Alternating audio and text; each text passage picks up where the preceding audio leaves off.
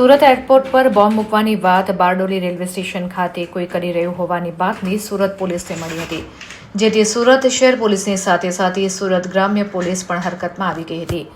આવી માહિતી મળતા સુરત એરપોર્ટ ખાતે Surat SOG, PCB, DCB, dog squad, bomb squad સહિતનો કાફલો એરપોર્ટ પર દોડી આવ્યો હતો અને સઘન ચેકિંગ હાથ ધરતા જ કંઈ જ શંકાસ્પદ હાથ લાગ્યો ન હતો।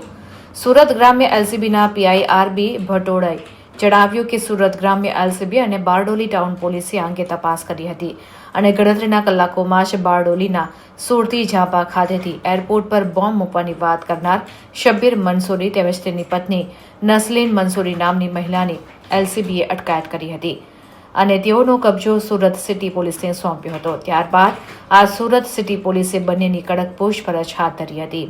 સુરત ગ્રામ્યના કંટ્રોલ રૂમમાં ગઈકાલે 11:38 વાગ્યા સવારમાં એક 100 નંબર પર એક કોલ આવ્યો હતો અને કોલર કંટ્રોલ રૂમમાં ફોન કરી કીધું કે સુરત એરપોર્ટ પર બોમ્બ મૂકેલ છે અને સુરત એરપોર્ટ ઉડાવવાનું એટલે ઉડાવવાનું એટલો કહીને ફોન કાપી નાખ્યો। પછી એક બીજો કોલ પણ કર્યો અને સેમ વસ્તુ રિપીટ કરી। તો સુરત ગ્રામ્યની એલસીબીની ટીમને જાણ કરવામાં આવી અને ફોનનો લોકેશન અને સીડીઆર એસડીઆર એ જોવામાં આવ્યો। પછી ઉમરા પોલીસ સ્ટેશનમાં ફરિયાદ કરવામાં આવી।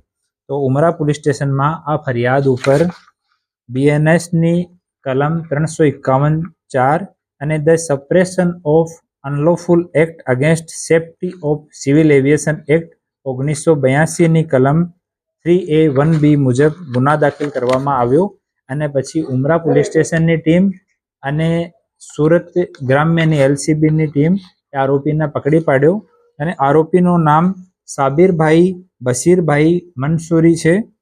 ઓ 40 વર્ષનો છે અને મદીના કોમ્પ્લેક્સ આસિયાનગર બારડોલીમાં એનો નિવાસ છે અને મૂળ રૂપથી નંદુરબાર મહારાષ્ટ્રનો રહેવાસી છે। ઓર આની હાલત થોડી સી મેન્ટલી ફર્સ્ટ અપિયરન્સમાં એવો લાગે છે કે થોડી અનસ્ટેબલ ટાઈપની છે। તો એના વિરુદ્ધમાં ગુના દાખલ થઈ ગયેલ છે અને આરોપીની ધરપકડ કરવામાં આવે છે અને પૂછપરછ ચાલુ છે। प्राथमिक पूछपरछ में आरोपी जनाव्यो कि मैंने ऐसे ही कॉल कर दिया, कोई विशेष कारण न हो तो।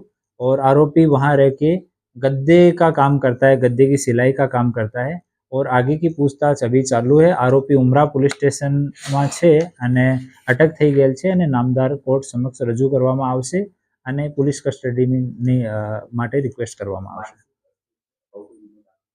ના અગાઉ કોઈ એની ક્રિમિનલ હિસ્ટ્રી નથી અને આરોપી પોતાની વાઇફ સાથે ત્યાં રહે છે।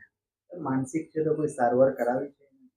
માનસિક રોગી છે એવો કોઈ હજુ સુધી કોઈ પુરાવો મળ્યો નથી, पर उसको प्राइमरी उससे बात करके ऐसा लग रहा है कि थोड़ा ऐसे हिल डुल के बात कर रहा है, इस तरह से बात कर रहा है। तो उसके साथ पूछताछ अभी चल रही है, तो एक बार पूछताछ होगी। अभी उसका मेडिकल करवाने के लिए ले जा रहे हैं।